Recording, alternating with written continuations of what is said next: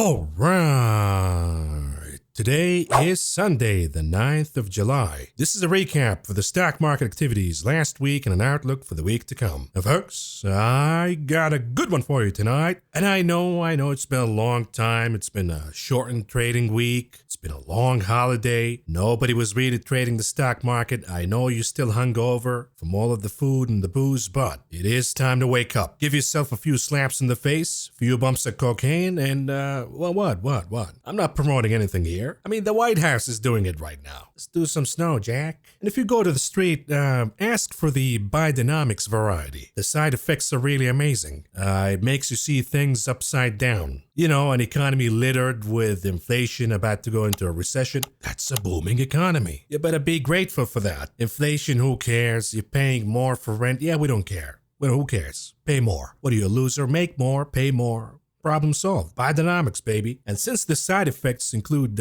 seeing things upside down, it might help you see your spouse as attractive again. But anyhow, kids, stay off drugs. And by drugs, I mean marriage. Cocaine is okay. But anyways, before they cancel the show, speaking of marriage, you know these stock market pumpers, they got lucky that we have a weak Fed and an AI mania that created a bubble amidst all of the things that we're seeing right now, of tightening monetary policy, of increasing recession risk, inflation, stagflation, reinflation, higher bond yields. And instead of saying, hey folks, we got lucky, time to book profits and be thankful here. No. They're being greedy now. They're greedier than Kevin Costner's wife. She can be evil. And evil's what I need right now.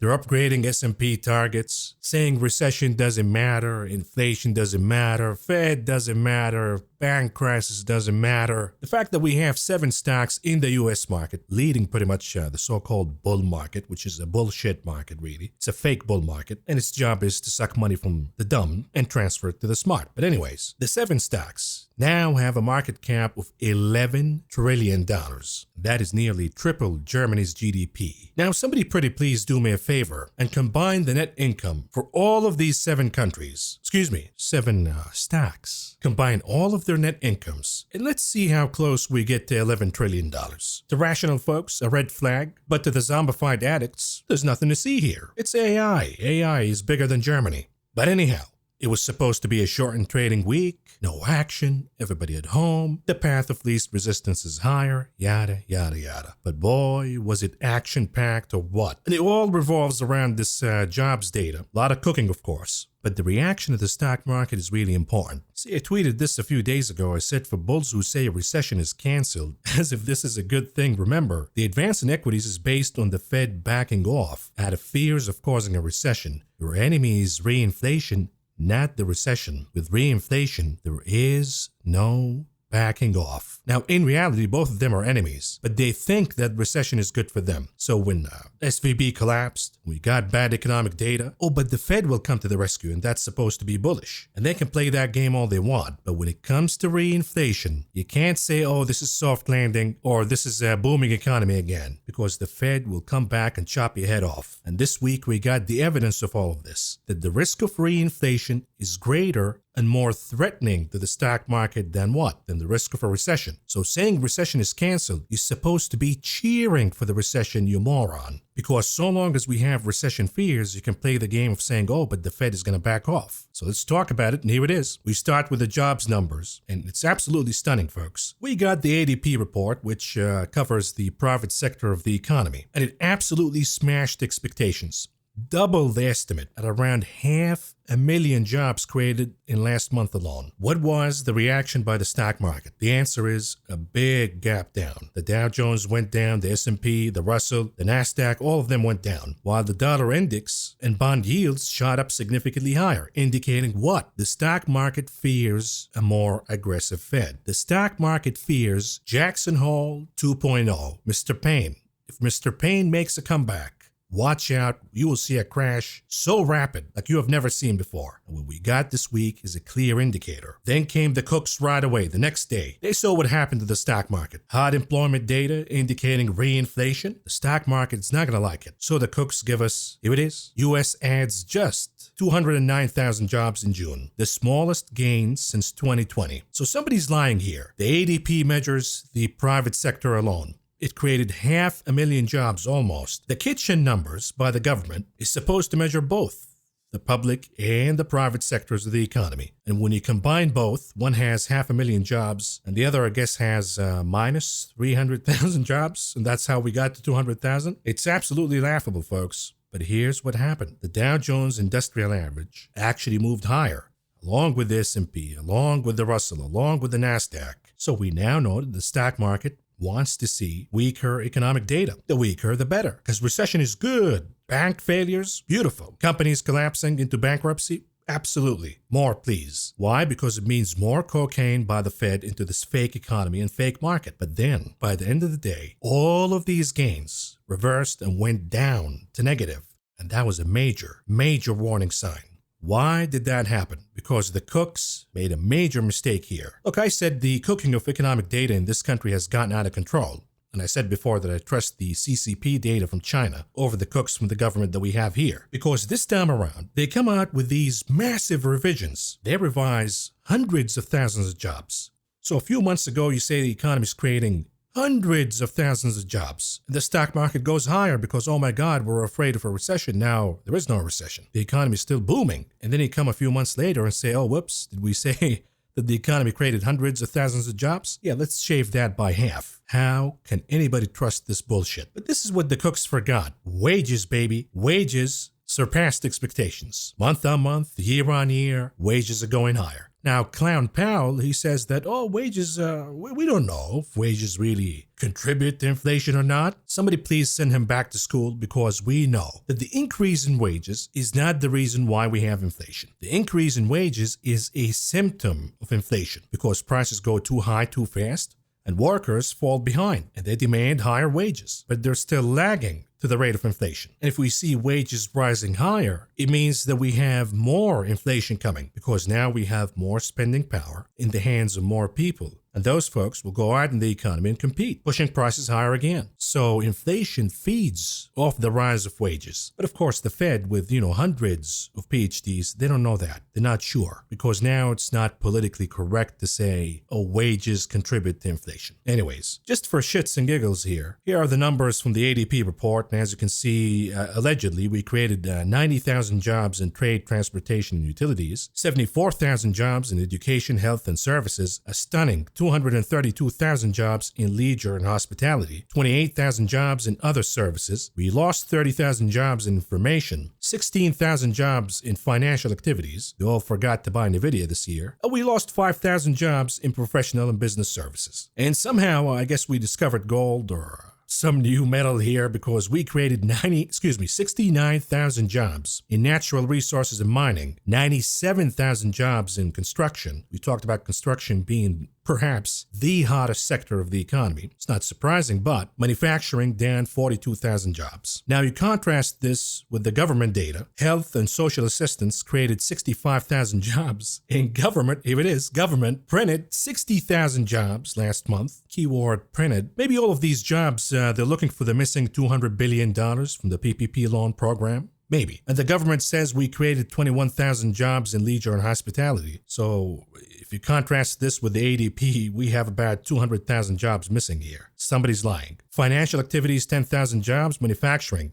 7,000 jobs. ADP says we lost jobs in manufacturing. The government says we added jobs. And then we lost 1,000 jobs in mining and lodging, about 3,000 jobs in wholesale, 7,000 jobs in transportation and warehousing. Huge contrast with the ADP. ADP says we created about 90,000 jobs. So somebody's lying here. And retail trade down 11,000 jobs. We know that retail is weak. Retail stores are closing all over the place. So again, what do you do with this kind of data? Who knows? I have no idea. But the trend is now clear. The economy is slowing down when it comes to the pace of job creation, according to the Bureau of Labor Kitchen Statistics. But if you believe the ADP, then we have a reinflation coming in the economy. If you believe this one, we're slowing down, and next thing you know, we go back to negative. And of course, we look at jobless claims for that, and they went higher by 248,000. Big increases in Michigan and New York. And if you look at the trend here, usually the leading indicator for higher unemployment in the economy is jobless claims. You don't want to see this moving higher, but it is. If you look at any period with major inflation and Fed raising rates aggressively, what follows is higher unemployment and a recession, of course.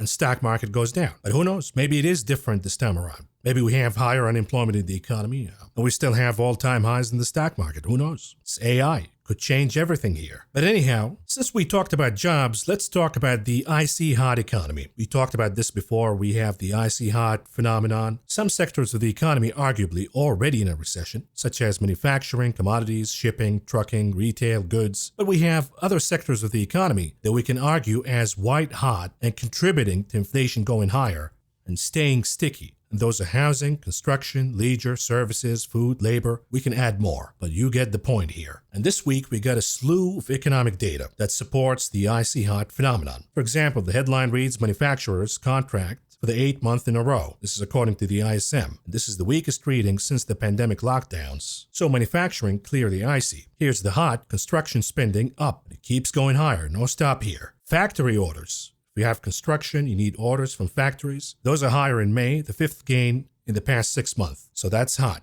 And then we have services, again, strengthening in June for the 6th month in a row. That's the hot. So now we have these geniuses all over the media, and I'd love to see more of this, by the way, because it indicates that, yeah, we're about to crash into a depression. They're all over the media saying, oh, what recession? What are you talking about recession? The stock market is doing pretty good. What recession? Where do we start here? We don't need to start, really. The good news is, it's gonna happen. And when it happens, all of these morons lose credibility. What recession, you said? Okay. And of course, you have the master of propaganda, Secretary Yellen, aka Transitory Yellen. She now brushes off recession fears, and she says that the economy is more resilient than many have predicted, therefore. And then you look at the sub-headline here. It says Yellen credited some massive spending bills signed by President Biden for boosting the economy. Massive spending bills. That's not going to cause more inflation, Mrs. Yellen? And if that is the case, what do you think the Fed will do? Raise rates higher? Tighten even more? What do you think that will do to the economy? You genius. Here it is again, this time around from the deep state insider business. They say the much predicted recession may not happen at all. Okay, icy hot. To defeat inflation, you must get the hot into the icy. And if you do that, you're going to crack the economy wide open. You're gonna create a recession. Why? Because we have a lot of categories in the economy that are already icy. When you tighten the screws to move the hot into the icy, you're moving the icy all the way down to the trash. And there is no choice here, folks. Look at inflation here in this country. You take services CPI, less energy services. Just energy, one sector of the economy. Take that out. Look at this reading right here. Mission accomplished, you say. Time for the Fed to pause, you say. This is barely just a dip that will go higher again. When we talk about wage inflation, we covered the strikes and the deal that took place here in ports in the western United States, in the West Coast. The workers signed a new agreement where they have to get paid more. Here we have Canada. We have a strike in Vancouver now. They want higher wages, according to the polls. The share of U.S. workers who say that it is very likely that they'll get a raise if they asked is climbing higher and higher and higher. 24% right now. You look at new homes sold in the U.S., rebounding higher and about to reinflate. A lot of you happen to be business owners, and you know what happened in the month of June. We talked about this, folks. I talk with you guys all the time, and you say, look, business was pretty much dead since the year began, but specifically after SVB collapsed. Then comes the month of June. All of a sudden, boom, we start to see orders shooting up higher. Why is that happening? The Fed paused. The Fed gave everybody the false sense of security that, of course, it's over now. We're not going to have a recession. Soft landing. Go ahead and go spend in the economy. Go back at it. And now that stock portfolios are up, people feel more emboldened to go ahead and spend in the economy, which will cause reinflation in the economy. Then the Fed will have to come back with Jackson Hole 2.0. And then what happened? We have all of these folks splurging right now in the economy based on the false sense of security by the Federal Reserve, and they're going to accumulate more debt only for the Fed to say, whoops, did we say that inflation is dead? Forget about that. We're going to raise rates even more now, which will guarantee a recession and guarantee that all of this debt accumulation that we're seeing right now in the economy will be punished severely in the most brutal fashion. Look at what's going on right now. U.S. new vehicle sales are going higher again. Folks say, okay, the Fed says we're going to pause, no recession. I guess rates are going to stay like this. Okay, time to buy a car, time to buy a home. This is a proof that the aggregate demand in the economy is still here. It's still super hot, which means inflation will never go down so long as the aggregate demand is here. And reinflation will cause higher rates, and higher rates will cause debt to be really, really expensive. And something is going to blow up in the process. This was tweeted by Mohammed Al-Arian. It says stocks of excess savings across advanced economies. and the US is already going down to negative. Now, we might disagree that, hey, we can't really look at it as a percent of GDP, but if you look at the banking data, excess savings will run out by October. Not to mention, of course, if we have a reinflation episode and folks have to spend more, then excess household savings will be, poof, gone, maybe by September or even August. And then what do we have? Racking up more and more and more debt to cope with this inflation. Everybody right now is so careless about the debt crisis that we have. You really think that these zombie companies will survive if we have 5.5% interest rates higher for longer? Regional banks, residential real estate, commercial real estate, and many other companies, such as cruises, airlines. And it's not just here, folks. You look at Britain, for example. CPI inflation, ex-energy, food, alcohol, and tobacco, is now actually moving higher, which means that the BOE will have to raise rates higher and higher and higher and higher. If energy prices rebound in the summer, the BOE will have to do 75, if not 100 basis points. What do you think will happen to the mortgages over there? That economy is going to blow up. You look at Canada. The debt as a percentage of household income is now almost 300% for those ages between 35 and 44. What do you think will happen as rates stay higher for longer? A lot of things will blow up, including the consumer. But rest assured, folks, we thought the Fed is going to stop quantitative tightening and resume print baby print because inflation is going down. But turns out inflation is not going down. So we need another excuse to print baby print. And perhaps here's a clue for you. The headline reads, "The virus could still surprise us." And this is according to former White House COVID czar. The virus could surprise us with more quantitative easing, more cash. Print, baby, print. So stay hopeful, folks. But before you cheer up, we got a problem here. We talked about the market being mechanical, led by options, the call options mania, but that came to an end. We got the climax. And now the market is becoming technical in nature again. And the technicals are all overextended, so we have a reversion to the mean coming. And that should be an amicable process. We get a pullback to the 20 days moving average, catch a rebound, the dip is bought, and higher we go. The problem is, what if we get a surprise from the fundamentals? And better yet, what if the process of the reversion to the mean will not be amicable? What if we have a bomb hidden there, a volume get-in-like phenomenon? Because we have all of the conditions that a mere pullback,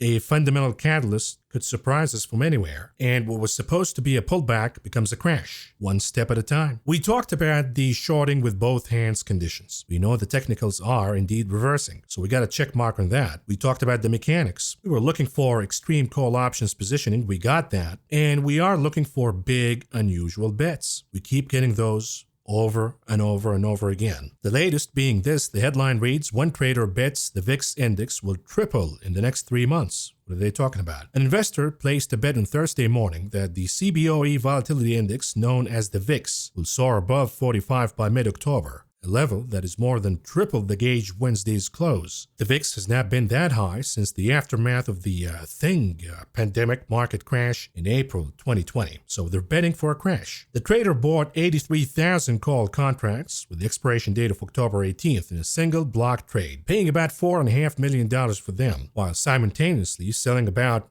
27,700 VIX calls with a strike price of 27 and the same expiration date to offset the cost. This is a classic VIX tail hedge, where the investor is looking to capitalize on near-term spike in the VIX and VVIX, and this is according to Chris Murphy from Susquehanna. This position is typically closed well before expiration because once it is closer to expiration, decay of the October 45 calls begins to set in. So again, they're buying October, but they're betting for something to happen near-term. We talked about a lot of things here, folks.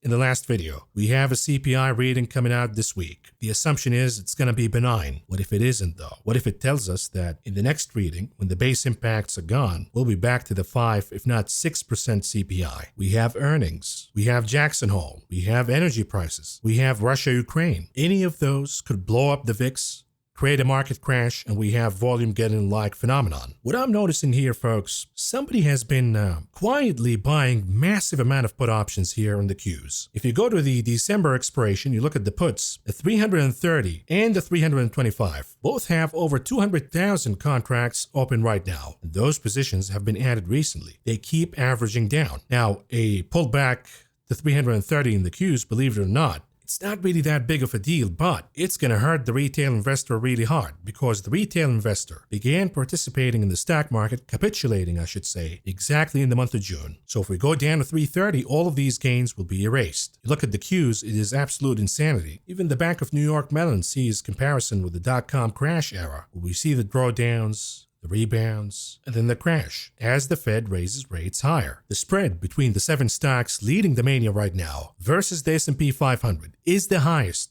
since the dot-com bubble. We see these divergences all over the place. We talked about this before. The S&P 500 PE ratio versus the real 10-year yield, and this is inverted. The correlation is clear. And every time we have a divergence in this correlation, one of these two is lying, and we have a massive readjustment. Likewise, when we look at the stock market versus the manufacturing PMI, there is a clear correlation. Now we have a massive divergence. One of these two is lying. Either manufacturing is lying or the stock market is lying. You look at the semiconductor SOXX index versus the TLT, clear correlation. Now we have a massive divergence. Either the bond market is lying or we have a mania in chips, a stock market bubble that will crash and will come back to the TLT, and that will be a massive crash. You look at all of these charts and all of a sudden they have the Maverick Top pattern, SPY forming the Maverick Top, NASDAQ futures, Maverick Top is forming, IWM daily chart. It appears that we have the Maverick Top. XLK monthly chart appears that we have the Maverick Top. SMH semiconductors monthly chart appears that we have the Maverick Top pattern. Am I about to have the best Christmas gift ever this year if these charts indeed end up forming the Maverick Top pattern? Oh boy, I think my house will be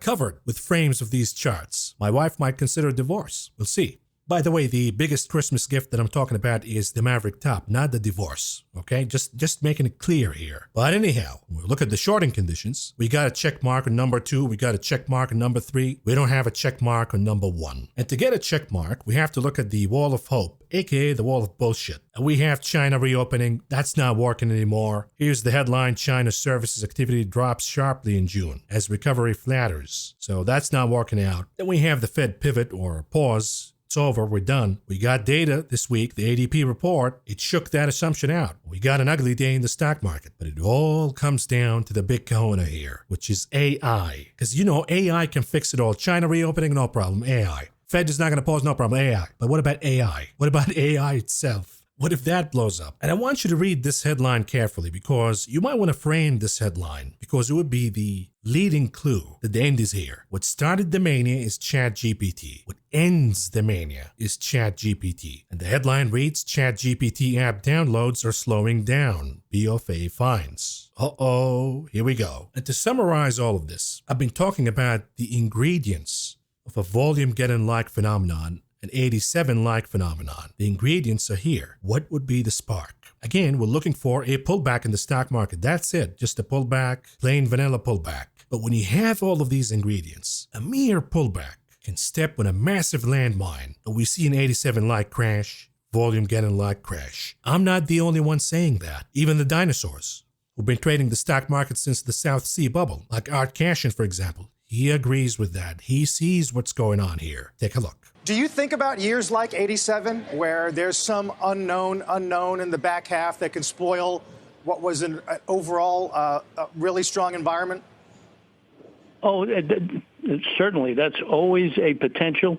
And there are certain aspects of this, as I say, because the sentiment is so great, that a bump in the road could turn out to be a landmine. We know what the potential landmines could be. Earnings, Jackson Hole 2.0, Russia, Ukraine, China, Black Swan. But in the immediate run, what could be the mine? Could be June CPI. Now, we know that the base impacts are huge, and we're supposed to get a 3 to 3.2% reading year on year. Some would even argue 2.7 to 2.9%. It is supposed to be a good reading for the stock market. It is supposed and expected to be a reason for the market to rally. What if? Number 1, we get sell news. But number 2, what if it is a hard reading? What if it is, let's say, 3.8%, 3.6%? Now, you might say, hey, Maverick, but this is progress. Inflation is down to the 3s now. A reminder, the market looks ahead. In the next CPI reading, there is no base impacts. 3.8 this time around with the base impacts could mean 5.8 without. in the next reading. And keep your eyes on commodities. If those continue to go higher, we could see it. It could happen this week. But on the bright side, folks, just close it with a positive note here. What if a nasty pullback happens, but it's limited to the so-called Magnificent Seven or the NASDAQ, but other sectors of the stock market do fine? What if that is what we're about to see? And for that, we have to talk about the rotation. We know that we have the yield-driven rotation. That's high dividend stocks, healthcare, real estate, utilities, and I could say even consumer staples here because they pay high dividends. Then we have the dollar-driven rotation, Chinese stocks, consumer staples. We'll see which one will staples stick to at the end of the day. The dollar-driven or the yield-driven rotation. We'll see. It could be both. But we have commodities, energy, industrials, metals, and then we have the soft landing rotation in consumer cyclicals, IWM, regional banks, retail. Now, which rotation played out this week? The answer is, if you look at Friday's closing, for example, it was the soft landing rotation. The IWM actually closed positive. It was the dollar-driven rotation. It was a great day for commodities, energy, metals, but the week was not good for healthcare. It was good for utilities, real estate, so we can argue that we're seeing the rotation. It comes and it goes. We have a day on, day off. So there's a little bit of hesitancy here. But looking at the closing on Friday, we do have a rotation. Looking at the weekly closing all in all, yeah, we do have a rotation. Is it the most convincing? The answer is not yet, but it's happening. So when we talk about all of these threats and all of these negative bets, it could be limited to the bubble. It could be limited to what went out of whack. Yet you see these rotation plays still going, especially if we have a reinflation summer. So keep that in mind. But with that, folks, we have to move on to cover the stock market information for you. We begin with the closing of the indices last Friday, and here we go. The Dow Industrial Average down by 187.38 points, or a decline of 0.55%. The Nasdaq in the red by 18.33 points, or a decline of 0.13%. The S&P also down by 12.64 points, or a decline of 0.29%. All of these indices were positive at some point, let's say around midday. We saw session highs and then they all shed the bed. When we look at the sectors all in all, so the averages are down, but energy was at number one. Huge win for energy on Friday. If you look at names like SLB, for example, massive gain. Metals at number 2, cyclicals at number 3. So clearly we have a rotation here, a dollar-driven rotation. And when I say we have to look at consumer defensives, whether it is a fit under the dollar-driven rotation or yield-driven rotation, I say that because you look at defensives, they're down at the bottom along with healthcare and utilities, all high dividend paying sectors of the market. So the message of the day is the dollar-driven rotation along with the soft landing-driven rotation were leading on Friday, not the yield-driven rotation. So you have to follow these themes, otherwise you're going to be lost. We contrast this with the weekly performance. What do we see here? Number 1, capturing the gold medal, cyclicals. Number 2, utilities. Number 3, communication services. The laggard by far is healthcare. So no theme here for the week. It was all over the place. But is the theme that we got on Friday a leading indicator for more of that theme? Or was it just a one-day phenomenon? Are we going to see healthcare leading the pack this week because yields go down for whatever reason? You gotta keep your eyes on all of these themes and rotations. They're gonna lead you to what you should be adding and removing out of your portfolio. We look at the breadth all in all on Friday. Pretty good, although the indices were down, but the NYSE was 71% advancing versus 27% declining. The NASDAQ 65% advancing versus 32% declining. So notice that in rotation days, we get good breadth. On AI mania days, we get bad breadth. And this is really interesting. When we look back at this, for documentation reasons, it's going to be an interesting phenomenon. Whatever happens, whether we have a market crash or all-time highs or whatever you want to float, doesn't matter to me. When we look back at this, it's going to be an important story. When the market was surging higher, based on the AI mania, the breadth was bad. When we got a rotation and the AI mania going down, the breadth was actually pretty good. What does that mean? It's up for grabs, but it's certainly significant. We'll look at commodities on Friday. Look at this. Decent day for energy, crude, WTI, Brent, all up by about 2% apiece. The WTI actually outperformed with gains exceeding 2.5% for the day.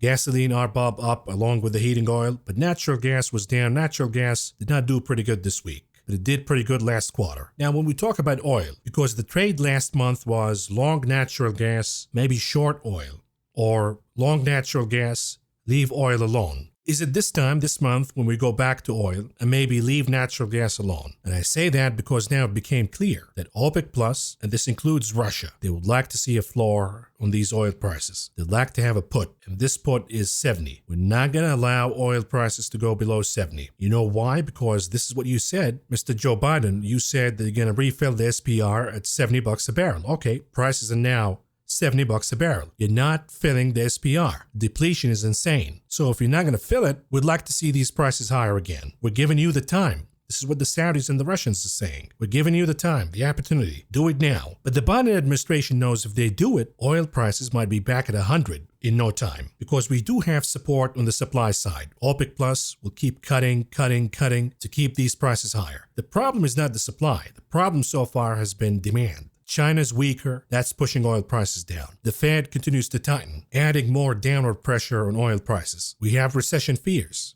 Since the SVB collapse, we've been talking about a recession, and this keeps oil shorts more aggressive. But recently, we've been seeing some changes. For example, we talked about the backwardation and the contango phenomenons. Natural gas in contango. Crude oil is in backwardation. But we're seeing backwardation steepening. Now, we can talk about the technicality of what that means, but last time we've seen this phenomenon was in November of 21. Go look at the chart and look at what happened next. Even BOFA now says that the average for Brent oil in the second half will be around $80 a barrel. That's the average. So we're going to overshoot. We're going to go back to the 90s. This is according to Bank of A. We look at softs. You got cotton, OJ, lumber, sugar, all positive. Do yourself a favor, look at the chart of lumber and tell me we're not going to have reinflation. Although we've seen negative action in cocoa and coffee, be it on the flat line. When the dollar is down, metals are appreciating across the board, including gold, silver, but decent gain for copper, worth about 1.25%. Meats remain hot. Feeder, live cattle continue to move higher, while lean hog retreating by about 2%. Negative day for grains. Although they've been on a tear as of late, it was a red day across the board. Wheat, corn, oats, all down. Yet we look at the weekly performance all in all. You can see that oats are number one, and this includes all futures. So you see the VIX, you see the NASDAQ, the Nikkei, you see currencies, but commodities are crushing across the board. We're talking about oats, OJ, heating oil, WTI, Brent, sugar, lumber, lean hogs, soybean oil, RBOB, beating the yen, beating the Nikkei, beating the Russell, beating the NASDAQ, beating the dollar, beating everything. So we're starting to see this reinflation process, folks. We're starting to see commodities reappreciating. We've already seen the outflows in the first half of 23, the biggest outflow since 2006. So we're done with the sellers, and here comes the buyers. In other words, Federal Reserve, you better watch out.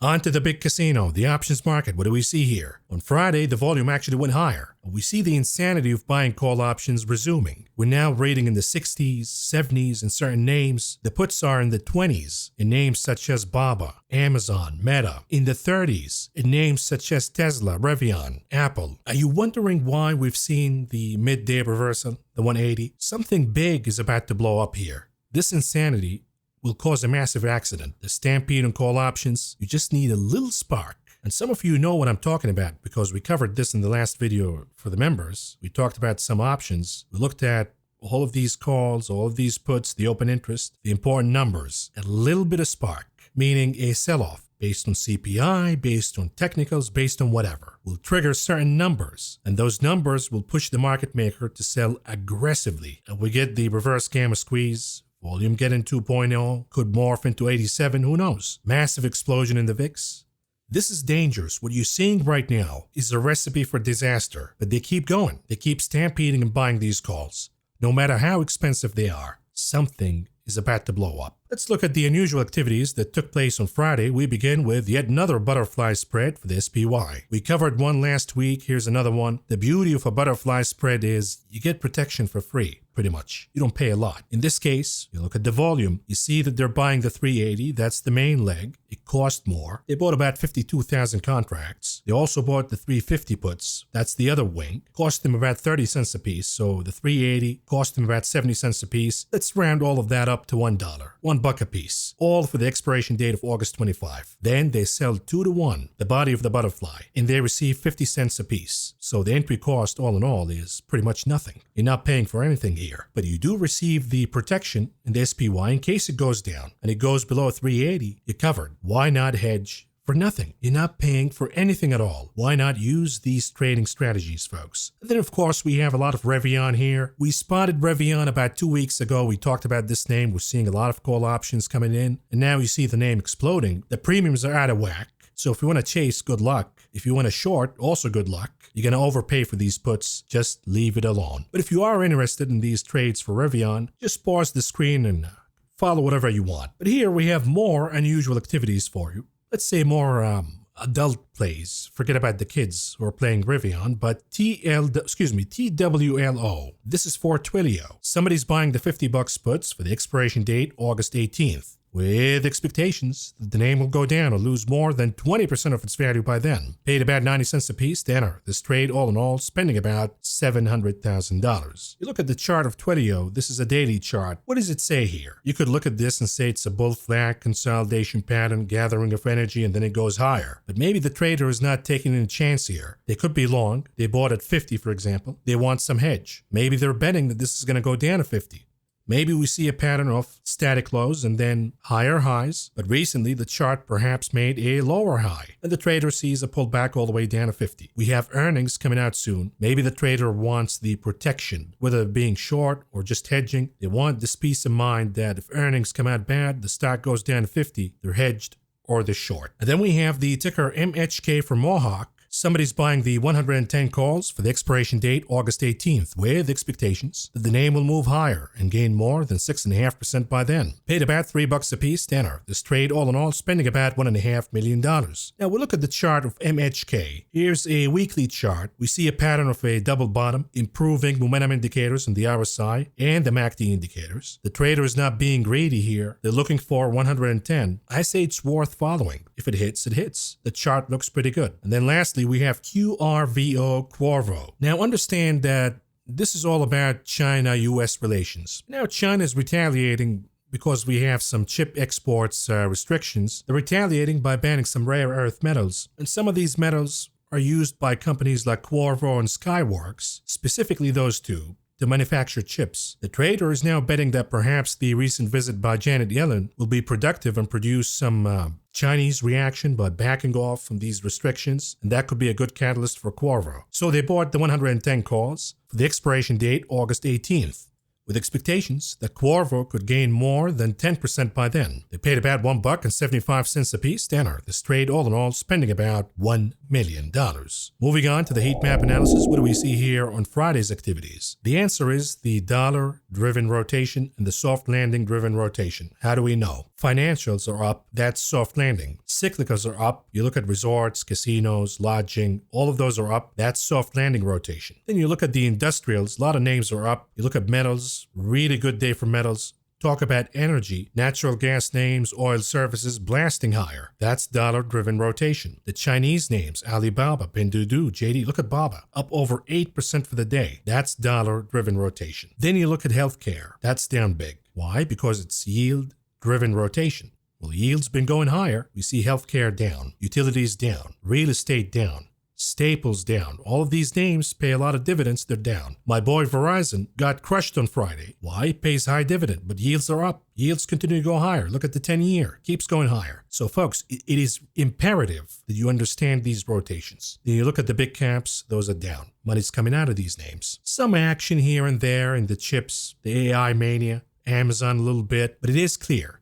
Money came out of the big caps and decided to chase some rotations here. That's all there is. We look at the weekly heat map. What do we see? All over the place because we had different themes in the beginning than the end. In the beginning, it was, we have hot inflation data. The dollar is going to go higher. Then by the end, oh my God, the jobs market is not doing pretty good. It is slowing down and the dollar should go down. Therefore, we don't have any conviction, but the theme for the week is healthcare down, dividend paying names are down. We see the rotations a little bit. If you look at energy, the oil services name, although Exxon got hit really bad, bear in mind that it could be an opportunity to buy Exxon at some point because they have have an insane amount of cash. We see names that we talked about before, such as ADM. We talk about fertilizers, Nutrien, Mosaic, but you look above in staples, ADM. We covered that chart. We looked at it. Looks bullish. It is moving higher. So we see the rotations. You see the winners. The big caps are muted. You look at the residentials, the home builders, Lennar, D.R. Horton. The recent winners are down. So money's coming out here. It's being a little bit hesitant in which names to chase. Now we know that NVIDIA,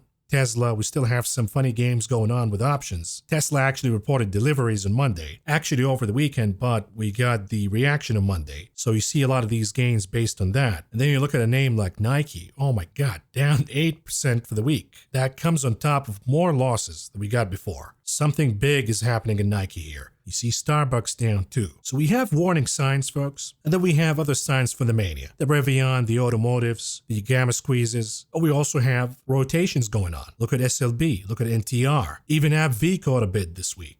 So we have a market for everybody here. If you got a theory, if you got a thesis, and you've been following it, you're getting rewarded. But at some point, the market is going to clamp back into one theme. And that could happen the moment we get a fundamental catalyst. So keep an eye. Here's the weekly heat map for the ETFs. Anything notable here? The answer is not really. Although the IWM was up on Friday, it was actually the laggard for the week. Other than that, it is all over the place. It is flattish. But the notable action is in bonds, TLT down, the IEF down. That comes because we have higher yields. We have expectations of the Fed doing more, number one. And don't forget about the deluge from Janet Yellen. All of these bonds flooding the market right now after the debt ceiling deal. So I talked to some of you in Discord and I said, look, what I'm hearing right now from the managers is short the TLT, go long the shy, because we're going to see re-steepening of the yield curve. Why is that happening? Because of technicals. The technicals say that we have a double top on the 2-year yield, and we have a double bottom on the inversion between the 2 and 10s. So you got to go long shy, short TLT. I don't know about that. And the reason is we have a massive deluge coming from the Treasury Department. I don't want to play cute games based on some technical formations here. And we have massive tsunami of bonds coming. On top of course, more Fed tightening to come. Let's do some charts and then wrap it up. When we begin with SPY, the S&P 500, 30 minutes chart, what do we see here? We talked about the risk of a double top at 443. When we got the ADP report, we got a massive gap down. Where did we get support? In or around 438. We got the rebound, consolidating at 439.45 for a little bit. It appeared that the fears from the ADP are overblown, and now higher we go to closing the gap and perhaps closing above 443 by the end of the week. And everybody lives happily ever after. We go to the weekend assuming that next week will be good and higher we go. But instead, we got that nasty reversal by the end of the day. We lost 439.45, but we did not lose 438. That's the good news for the bulls. The problem is we could lose that overnight. The good news is we have a support zone. And all of this formation remains bullish until we lose 430 as support. That could happen rapidly, but we'll take it one step at a time. The market right now feeds everybody. The bears look at that reversal by the end of the day and say, look, this is a warning signal for more to come. We have a double top now. The bulls would look at this and say, but there is no significant damage here. Look at the daily chart for the continuous contract. We did not lose any important support. 43.84.5 still intact with support. But the bears will counter and say, give it time. We have a double top. We have a weakening RSI. We have a weakening MACD indicator. We have volume that keeps moving higher. Give it time, and it's going to break. 43.84.5. And then down we go to closing the gap at 4,300. And if we do, 4,300 could be good support, but if it fails, oh boy, we could be forming the maverick top for real here. We're not even joking now. Look at the SPX weekly chart. What do we see here? We use the Bollinger Bands, we know that we have a pullback coming. And the pullback should take us all the way down to the 20 weeks moving average, which should be at around 4,200 by then. In the meantime, we have 4,300 first. But the bottom line is clear. We're looking for a pullback. The problem is, what if the pullback gets exacerbated and becomes a crash because of mechanical reasons or because fundamentals? You look at the monthly chart for the SPX. We got a bear market rally, plain vanilla, bear market rally. But in June, it morphed into a mania. And this mania could be a trap. A reminder, the retail mom and pops joined in June. So they could be the ones holding the bag here if we have a downturn coming. We'll look at the Qs, 30 minutes chart. What do we see here? Again, trading above 370, all good. Then comes the ADP, massive gap down. We catch support in or around the support zone. Then comes the Cooks from the Bureau with a benign reading. Chart goes higher to 370, closes the gap, and then reverses and it closes down for the day, all the way back to the support zone. The bears would look at this as a failure. We have a double top, failure, and rejection at 370, which means that 364.11 is next, then comes 360.42, and then the ultimate support at 357. If that's lost, the bullish trend is over. Now, the bulls will counter and say, but watch out, we have the support zone here. We might have gotten a scare on Friday for whatever reason, but the dip buyers are here. The dip buyers will show up, and back we go to 370 again. So we have to look at the daily chart for the continuous contract and see what's going on here. Bulls would say we did not lose any support. What are you guys excited about? Nothing happened this week at all. Bears will counter. We got a double top. We have weakening momentum indicators. We have the volume moving higher. Give it time. We're going to break support, and down we go all the way to the trend line, or better yet, to 14,445. Then we see what happens, forming the maverick top. Now, in the beginning of the video, we talked about the trades, the really suspicious trades of buying the December puts on the NASDAQ, the 330 puts. What are they bidding on here? Actually, it's a really rational trade. It means that the NASDAQ should go down in a retest to the August top from last year at around 330, losing about 10% of its value. Plain vanilla pullback after a massive run doesn't change anything at all. The problem is if it doesn't hold, if it morphs into something bigger. But the fact that they're betting on it, they're taking it one step at a time, but it tells you chasing right here is absolutely stupid right now. We look at the NDX monthly chart. What do we see here? Looks positive, looks good. We're going to go back to all-time highs. Problem is, what if we have a reversal here? What if we stop? AI mania goes bust because of earnings, or the Federal Reserve has to do more because of reinflation. We see the ABC pattern. Look at the weakness in the RSI. We're going back to the highs with really, really weak RSI. And that's your warning signal. This is more of a multiple expansion bubble, not a legitimate bull market rally. We look at the IWM 30 minutes chart. What do we see here? It actually played out exactly as we anticipated last week. We went down 186.30. Forming the head and shoulder formation. Then came the ADP, massive gap down. Then came the Cooks, and we have a reversal. What is the message by the IWM here? I like weaker data, because weaker data means the Fed is going to back off and the probability of a soft landing increases. Of course, problem is when the Fed backs off, it's going to be because of recession, not because of soft landing. But anyhow, the message is clear. The IWM managed to outperform both the SPY and the Qs. So for now, rotation wins. We look at the dollar. Massive reversal here in the 4 hours chart. It lost 103, which is significant. Now it is becoming really oversold. Can we get a bounce and climb above 103 right away? Or does it need to go down 102 and retest that as support and then climb its way back to 103? The data will be really important. If the CPI comes out really weak, dollar is going to crash. If the CPI comes out maybe in the threes, as expected, of course, but there's always the devil in the details. The month-on-month readings, if those come out hot, then it means in the next reading, when the base impacts are not here, we're going to see a shocker. And the market is not stupid, folks. The market will see that ahead of time. We will see the Dixie blasting significantly higher and the stock market crashing down. You look at the weekly chart for the Dixie, any conclusion here, one way or the other? The answer is it remains a battlefield. It could go down, it could go up, with massive and severe ramifications across the board.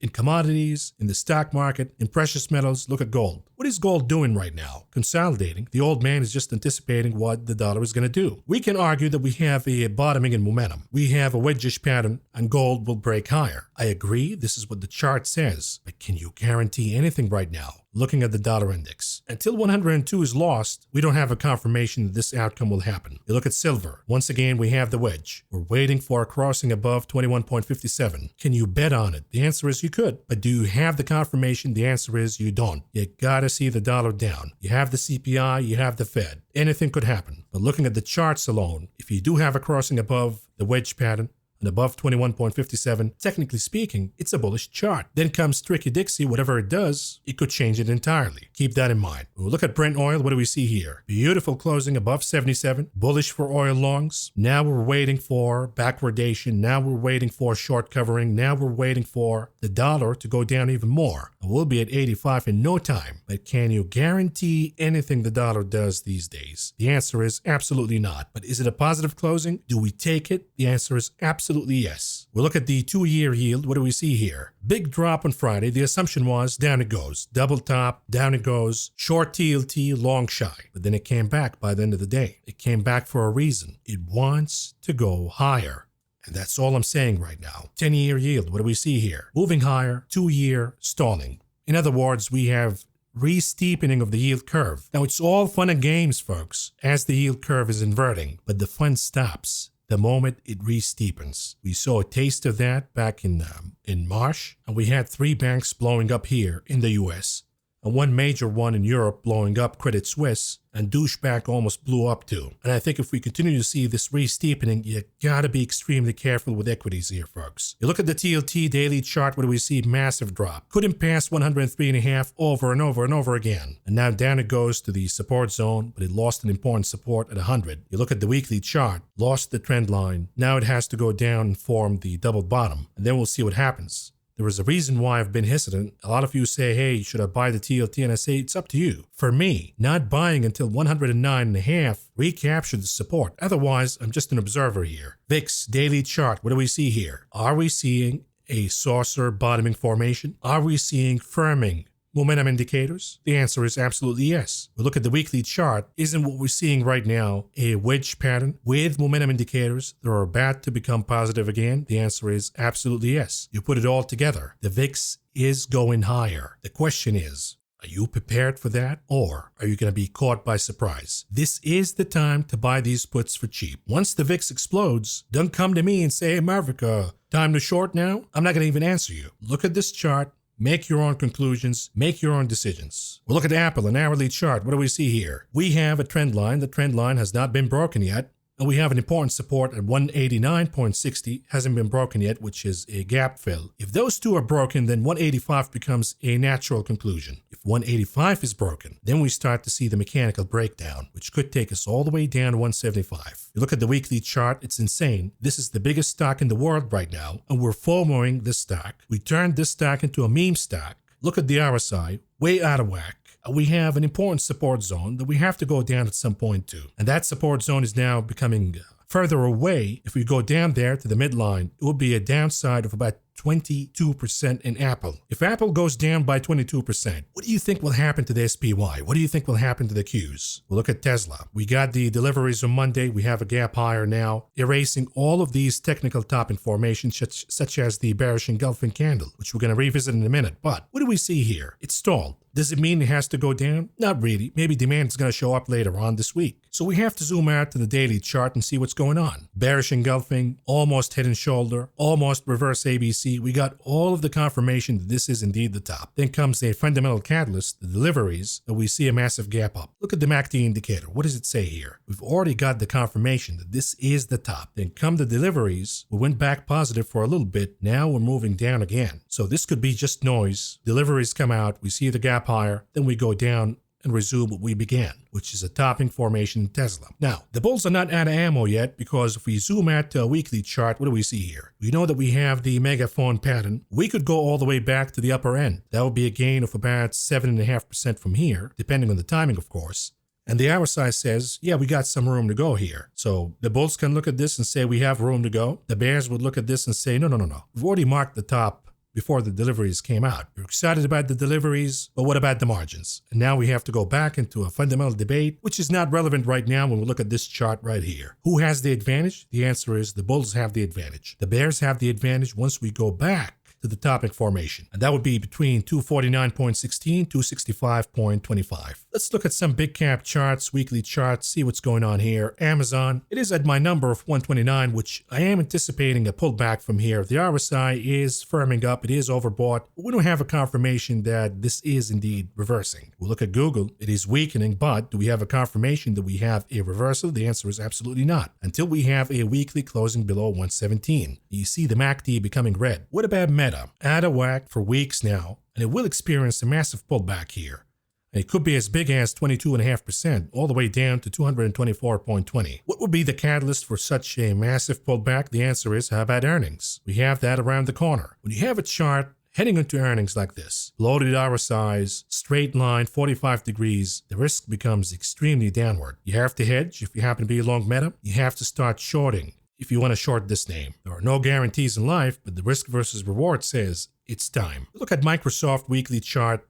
we have the double top formation. It was the best performer for the week, among the big caps at least, but you look at the hour side, it is topping. You look at the MACD, it is about to cross. We're going to have the Maverick top in this one. No doubt about it. If we look at Netflix, here's another bonus name for you. The hour size and the weekly way out of whack. We have earnings around the corner. We have a trend line. The assumption is we go back to the trend line. That will be a downside of about 20% or so. So again, these are all pullback to bullish trend lines, but they're massive pullbacks. So if you're the Johnny-come-lately who bought this rally and chased, you're gonna get massacred, boy. Here's NVIDIA weekly chart. What do we see here? Are we seeing the distribution pattern? With the insiders, the smart money who bought early on is now handing these shares to the dumb money who's chasing right now. And then we see the big pullback. If we do, we have an important number, which is 405. It's been proven as support over and over and over again. If it is broken, we go down to 395.65. If that's broken, then we got a problem. But of course, my expectations are this stock is not going to break without a fundamental catalyst. Lucky for us, we have earnings around the corner. Last but not least, Bitcoin tulips. What do we see here? We have a consolidation pattern. Depending on what the dollar does, could be a distribution pattern, and down we go back to the consolidation range, or it could be a bull flag consolidation pattern, and higher we go. It all depends on what the dollar does. Of course, Bitcoin moves based on a lot of things, but recently it has been correlating with the dollar. What if it goes higher? We have to zoom out using the weekly chart. Never mind the mess here, I have all of my markings from the daily chart, but if it does explode higher, we can go as high as 37,700 or even as high as 41,322.55. Lastly, moving on to the conclusion of this video. What do we have on the economic calendar this week? We have plenty. Monday, July 10th, we have wholesales inventories. And then we have consumer credit, in addition to a bunch of Fed zombies speaking from Barr, the San Francisco Daily, and Cleveland Mister. Tuesday, the 11th, we have the NFIB Optimism Index, or lack thereof. Wednesday, the 12th, we have the big day CPI. We'll see how it goes. We have the Fed Beige Book and a bunch of Fed zombies from Richmond and Atlanta speaking. Thursday, the 13th, we have jobless claims, we have the PPI, and we have another zombie, Governor Waller, speaking. Friday, the 14th, we have the import price index along with consumer sentiment. With that, folks, this is all I got for you for tonight. Thank you for listening, thank you for watching, and I will talk to you again tomorrow. Good night. What makes you think I'll agree? For the same reason that a donkey with a stick behind him and a carrot in front always goes forwards and not backwards.